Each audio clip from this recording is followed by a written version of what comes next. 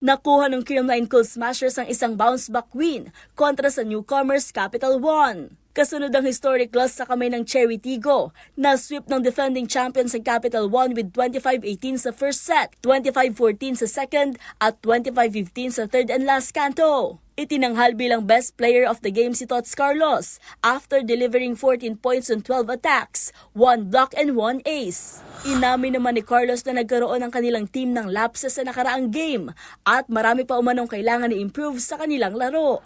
Ayon naman sa head coach ng team na si Sherwin Meneses, naka-recover na kahit papano ang kanyang kupunan pero kailangan pa rin nilang ayusin ang ilang bagay para makapaglaro ng maayos. Isang early lead ang naitala ng Creamline sa third set tallying 16-4, ngunit hindi pinalampas ng Solar Spikers ang errors ng kupunan, taking the score to double digits. Sa ngayon, back on top ang Creamline with 5-1 record, habang bumaba naman sa 1-5 slate ang Capital One.